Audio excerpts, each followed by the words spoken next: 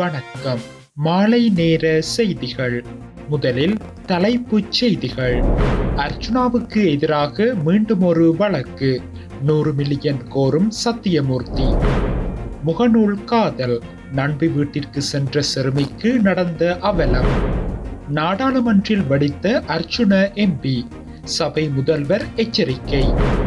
வவுனியாவில் 10 மாதத்தில் 45 பேர் மாரடைப்பால் மரணம். இலங்கையை அண்மித்த கடற்பரப்பில் நிலை கொண்டுள்ள காற்றழுத்த தாழ்வு மண்டலம். தொடர்பென விரிவான செய்திகள். நாடாளுமன்ற உறுப்பினர் ராமநாதன் அர்ச்சுனவிடம் 100 மில்லியன் ரூபாய் நட்டஈடு கோரி அவதூறு வழக்கு தாக்கல் செய்யப்பட்டுள்ளதாக தெரிவிக்கப்படுகின்றது. யாழ்ப்பாண போதனா வைத்தியசாலை பணிப்பாளர் சத்தியமூர்த்தியால் இந்த வழக்கு தாக்கல் செய்யப்பட்டுள்ளதாக கூறப்படுகின்றது. இந்த வழக்கு இன்று யாழ்ப்பாண மாவட்ட நீதிமன்றில் தாக்கல் செய்யப்பட்டுள்ளதாகவும் குறிப்பிடப்பட்டுள்ளது. நாடாளுமன்ற உறுப்பினர் ராமநாதன் அர்ச்சுனா சமூக வலைத்தளங்கள் ஊடாகவும் பிற வழிகளிலும் வைத்தியர் சத்தியமூர்த்தி தொடர்பில் பொய்யான தகவல்களை பரப்பி வருகின்றார் எனவும், அண்மையில் வைத்தியசாலைக்குள் நுழைந்து ரவுடித்தனத்தில் ஈடுபட முயன்ற போதும் அது தன்னால் தடுத்து நிறுத்தப்பட்டிருந்தது எனவும் சத்தியமூர்த்தி தெரிவித்திருந்தார்.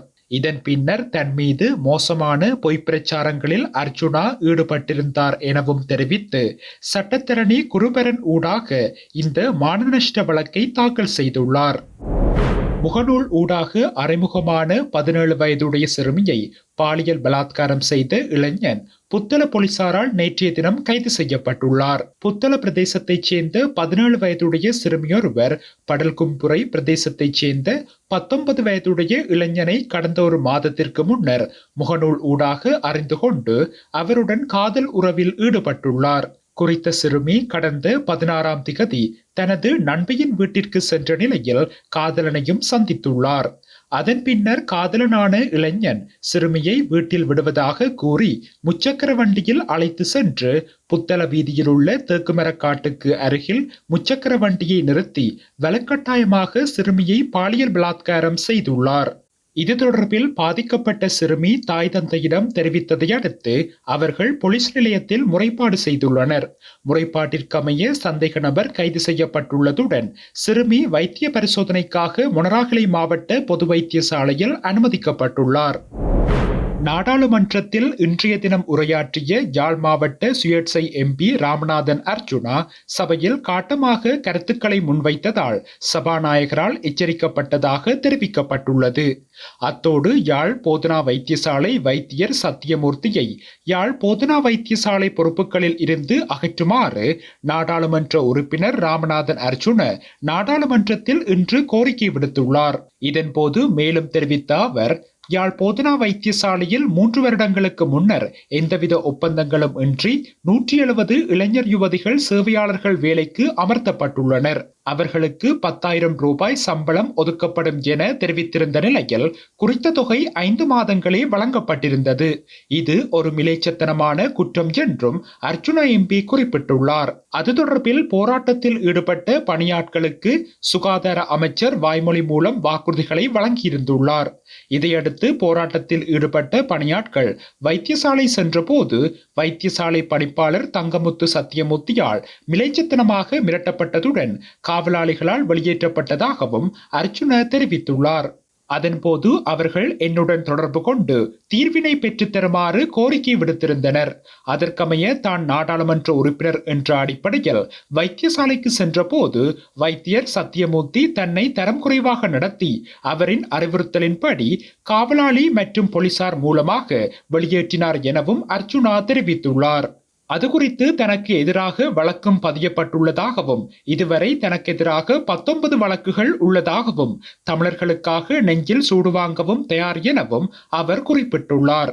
அத்துடன் முன்னாள் அமைச்சர் டக்ளஸ் தேவானந்தா, எதிர்க்கட்சி தலைவர் சஜித் பிரேமதாச மற்றும் யாழ் போதனா வைத்தியசாலையின் பணிப்பாளர் சத்தியமூர்த்தி ஆகியோரை கடுமையாக தாக்கியும் நாடாளுமன்ற உறுப்பினர் ராமநாதன் அர்ச்சுனா பேசியிருந்தார். இதனையடுத்து சபாநாயகரால் நாடாளுமன்ற உறுப்பினர் அர்ச்சுனாவுக்கு எச்சரிக்கை வழங்கப்பட்டதாகவும் கூறப்படுகின்றது. வவுனியா பொது வைத்தியசாலையில் இவ்வாண்டு ஜனவரி முதல் அக்டோபர் வரையிலான 10 மாத காலப்பகுதியில் மாரடைப்பால் 45 பேர் மரணமடைந்திருப்பதாக கூறப்படுகின்றது. தகவலறியும் உரிமைச் சட்டத்தின் ஊடாக கோரப்பட்ட தகவலுக்கு அமைய குறித்த விடயம் தெரிவிக்கப்பட்டுள்ளது. இதன் பிரகாரம் 20 வயது தொடக்கம் 40 வயதுக்குட்பட்டவர்களில் ஒருவரும், 40 வயது தொடக்கம் 60 வயதுக்குட்பட்டவர்களில் 13 பேரும், 60 வயது தொடக்கம் 100 வயதுக்குட்பட்டவர்களில் 31 பேருமாக 45 பேர் இவ்வாறு மாரடைப்பால் மரணமாகியுள்ளனர். அதேவேளை வவுனியாவில் மாரடைப்பால் மரணிப்போரின் எண்ணிக்கை அண்மை காலமாக அதிகரித்து காணப்பட்ட நிலையில் அதற்கான பல்வேறு காரணங்களும் சுகாதார திணைக்களத்தினால் தெரிவிக்கப்பட்டுள்ளது. தென்மேற்கு வங்காள விரிகுடாவில் நிலை கொண்டிருந்த குறைந்த காற்றழுத்த பிரதேசம் தற்போது இலங்கைக்கு கிழக்காக நிலை கொண்டுள்ளதாக வளிமண்டலவியல் திணைக்களம் எதிர்வு கூறியுள்ளது. இதன்படி அது படிப்படியாக விருத்தியடைந்து மேற்கு வடமேற்கு திசையில் நகரக்கூடும் என எதிர்பார்க்கப்படுகின்றது. இதன் தாக்கம் காரணமாக இன்றைய தினம் வடக்கு மற்றும் வடமத்திய மாகாணங்களிலும் திருகோணமலை மாவட்டத்திலும் இடைக்கிடையே மழை பெய்யக்கூடும் என வளிமண்டலவியல் திணைக்களம் எதிர்வு கூறியுள்ளது. ஊவா மற்றும் மத்திய மாகாணங்களிலும் ரத்தினபுரி, மட்டக்களப்பு, அம்பாறை மற்றும் ஹம்பாந்தோட்டை மாவட்டங்களிலும் சில இடங்களில் மாலையில் அல்லது இரவில் இடியுடன் கூடிய மழை பெய்யக்கூடிய சாத்தியம் காணப்படுகின்றது. மேலும் வடக்கு மற்றும் வடமத்திய மாகாணங்களிலும் திருகோணமலை மாவட்டத்திலும் இடைக்கிடையே மணத்தியாலத்திற்கு 30 முதல் 40 கிலோமீட்டர் வரையான வேகத்தில் ஓரளவு பலத்த காற்று வீசக்கூடும் என வளிமண்டலவியல் திணைக்களம் எதிர்வு கூறியுள்ளது.